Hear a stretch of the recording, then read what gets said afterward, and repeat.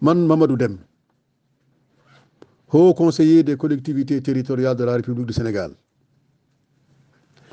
qui représente les diasporas bi nga xam ne moo toogal diaspora yi ci haut conseil des collectivités territoriales du Sénégal, maa ngi jublu ci yéen di leen wax ni di leen yëgal ni musiba bi nar a ñëw ci ñun ñi nga xam ne ñu ngi tukki ci bitim réew fii ci France. musiba bi nga xam ne su fekkante ne ñun ñëpp taxawuñu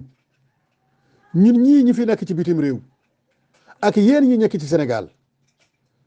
musiba bu rëy mooy ñëw ci ñun wàllu si Sénégal. am na benn directeur réseau des foyers ADF fi nga xam ne ay immigré yu bare doomi Sénégal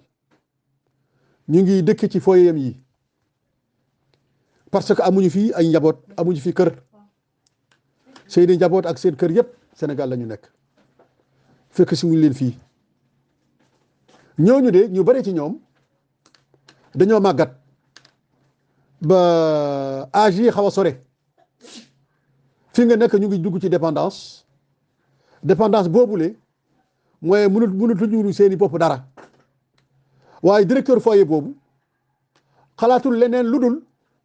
ñooñu ñi nga xam ne France soxlatul leen, war lañu leen tabaxal ay maison de retraite au Sénégal, ñu nga xam ne EHPAD la ñu koy tuddee. EHPAD fii ci France fa lañ parqué vieillards yi, màggat yi à partir de 80 ans, ñi nga xam ne ñeneen ñoo leen di yor au détriment de leur famille.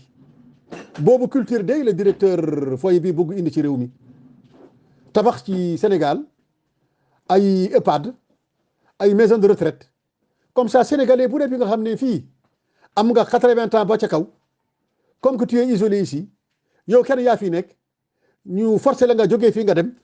ñu dëkkale fale ci EHPAD yi. comme ça boo dee nga dee ci sa kër ci say réew, nga bañ a dee ci France. waaye loolu yëpp du ngir yërmande, déedéet, ngir xaalis la. parce que dépendance fii ci France dafa cher lool, xaalis la laaj. comme que gis na filière boobu, filière bi mun na ko indil xaalis. déjà ci mbirum exportabilité des droits, li nga xam ne mooy Sénégalais yi fi nekk, su fekkente ne accord bi amoon na entre Sénégal ak France, Sénégalais mun jël droit am bu demee Sénégal, mun a bénéficier wu droit am fii ci France. waaye malheureusement boobu accord amul. Maliens yi ñoo ko am, Algériens yi ñoo ko am, Marocains yi ñoo ko am. gouvernement sénégalais depuis Abdou Diouf ñu ngi xeex ak moom ba Ablaye Wade ba Macky Sall, benn gouvernement nangul négocier la réciprocité des droits sociaux entre la France et le Sénégal en faveur des Sénégalais, des diaspora sénégalais yi nga xam ne ñu ngi ci bitim réew fii ci réewum France. parce que bu ko négocier woon, Sénégalais yi bu ñu ñibbisee foofu, bu ñu fa feebaree daañu mun faju ci seen sécurité sociale. seeni doom ak seeni jabar mun na sax am ay seeni ayant droit, xale yi ñu yar mbaa seeni yaay mbaa seeni baay mun a faju ci seen sécurité sociale. waaye gouvernement Sénégal nangul négocier loolu pour gouvernement sénégalais. xeex nañu loolu ci avec Ablaye Wade ba yàgg, waaye nee na dafa cher. ñu won ko fu muy jaar ba Sénégal bañ cee def dara, alors que xaalis boobu bi nga xam ne mun na dimbale Sénégal yi ba négocier boobu convention de réciprocité, mun na génn ci xaalis bi nga xam ne mu ngi fii ci France, mooy les droits sociaux non reversés au Sénégal. droits sociaux yooyu la mooy différence bi nga xam ne muy allocation familiale France, lu muy versé Sénégalais bi fi nekk ak njabootam bi nekk France, différence bu fi nekk entre Sénégalais bi fi nekk fekk njabootam mu ngi Sénégal. différence boobu xaalis bu bare macha allah, waaye xaalis boobu gouvernement sénégalais musu ko wut si pour jëfandikoo dundu Sénégalais yi gunge leen fii ci France, sakamtuma ko seeni njaboot yu ne Sénégal. xaalis boobule mun nañu ko jël li nga xam ne lii mun na financer les droits les réciprocités des droits. waaye Abdoulaye Wade malgré document bi ñu ko jox pour mu defal ñu loolu dafa lank ba am benn bés et devant témoin à la résidence de l'ambassadeur ma ne ko monsieur le président boo waxee nii lii dafa cher malgré preuve bu ñu la jox Sénégal mun nañ ko def sans y verser un rond tu dis que c'est cher xanaa yow li ngay ñëw di faju France ak say mbokk ñëw di faju France ak say garde du corps yi ñëw di faju France même seeni jabar suñu dee wasin ci France la ñu ñëw xanaa loolu cherul par rapport au budget de l'État Sénégal. Quand je lui ai dit ça, il a demandé aux gendarmes de me sortir de la résidence. Et ça a eu lieu avec des témoins qui sont là encore vivants. On a proposé au gouvernement Macky Sall à plusieurs reprises que nous sommes disposés pour gunge ko ci loolu pour qu'il y ait cette réciprocité des droits avec la France. Mais nanguñu ko def. Ils ont promis, defuñu ko. Léegi nag kii ñëw bëgg jëfandikoo exportabilité des droits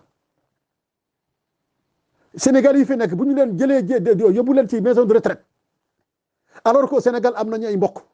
am nañu ay njaboot am nañu ay famille ñu tere leen dem ci seen famille ñu jël leen def leen ci EHPAD amuñu droit génn foofu te ku ne moo ñëw di leen gis gouvernement sénégalais mënul négocier exportabilité des droits pour sénégalais yu nga xam ne ñu ngi tukki ñu ngi bitim réew mun ko jëriñoo waaye mun na négocier exportabilité des droits pour qu'on enlève les Sénégalais pour les parquer dans des mouroirs au Sénégal. C'est à ne rien comprendre. C'est à ne rien comprendre. Et que ce gars-là, le directeur de l'ADF, s'il a fait ça, c'est qu'il a déjà négocié en profondeur avec des autorités sénégalaises comprendre sur ce dossier et qu'aujourd'hui, bu ngeen gisee loolu amul am jafe-jafe am c'est que c'est la France moo bañ. France moo bañ parce que entre Sénégal et France amul exportabilité des droits exportabilité des droits yooyu su amoon fekk dossier bi jeex na bu yàgg parce que quelque part il y a eu des fonctionnaires véreux qui ne soucient que d'eux-mêmes qui pourraient accepter d'être corrompus pour accepter cette ignominie là li nga xam ne lii moo fi gën a yees vis-à-vis des vieux Sénégalais qui sont ici en France et qui doivent être accompagnés dignement pour pouvoir revenir au Sénégal dans de bonnes conditions avec tous leurs droits réservés. Parce que ce sont des vieux qui ont donné toute leur vie et leur force à la France. Ils ne doivent rien au Sénégal par rapport à cela. Gis nañu dans les formations qu'on a reçues que l'ambassadeur du Sénégal bi nga xam ne moo fi toogal réew mi dafa mel ne li directeur AD bi wax def ko convenir parce que nee na le problème ne se pose pas parce que même si le dossier exportabilité bi droit bi amul léegi mun nañu ko def ci biir négociation convention sociale franco-sénégalaise bi war a am fii ak décembre donc ñoom mënuñu négocier Sénégal yi nga xam ne ñu ngi dund am seen njaboot Sénégal am réciprocité des droits sociaux waaye mun nañu négocier pour permettre à un marchand de sommeil à un financier de gagner de l'argent sur la vieillesse des Sénégalais mun nañu ko accepter nangul qu'il y ait des exportabilités de droits pour que moom son projet de création des maisons de retraite au Sénégal soit possible. loolu musiba la ci ñun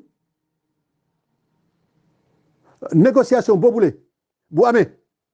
dañu koy xeexoo partout et fu ne dañu koy xeexoo avec tous les moyens légaux qui sont à notre disposition dañu koy xeexoo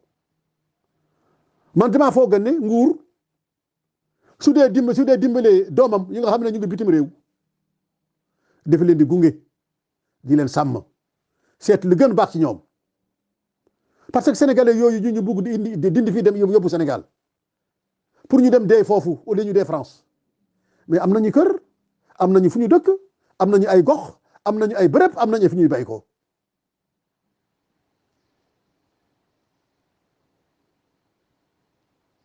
mais xaalis bu ñuy jël di construire les maisons de retraite fekk seen xaalis la et en plus ñoo koy fay c'est pas gratuit bu ñu leen yóbbee ci maison de retraite au Sénégal dañuy fay loyer foofu lu ñu fa nekk dañu koy fay dañu koy dindi ci seen salaire seen vieillesse et de seen dépendance ak seen retraite donc c'est pas gratuit il y aura des Sénégalais véreux qui vont vivre de ça Et il y aura des Français véreux, financiers, qui ne s'intéressent qu'à cet argent-là, qui vont bénéficier de ça au détriment des Sénégalais. Mais nguur gi mënul négocier ni que qu'il y ait une exportabilité des droits pour ñooñu mën a jógee fii dem Sénégal ku ne mën a ñibbi si këram ak alalam ak ses droits sa retraite sa vieillesse et ses droits sociaux de dépendance mu mun cee dund ba yàlla ba li ko yàlla joxoon de jeex te certainement il ne sera à la charge de personne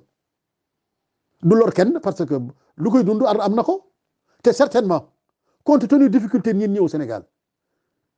li muy indi pour dundoom mun na yóbbuwaale ñu bare ci famille am au niveau du Sénégal waaye xaalis boobu la ñu tere ko moom Sénégalais bi ñu tere ko mbokkam ñu tere ko njabootam ñu dem di ko jóge tubaab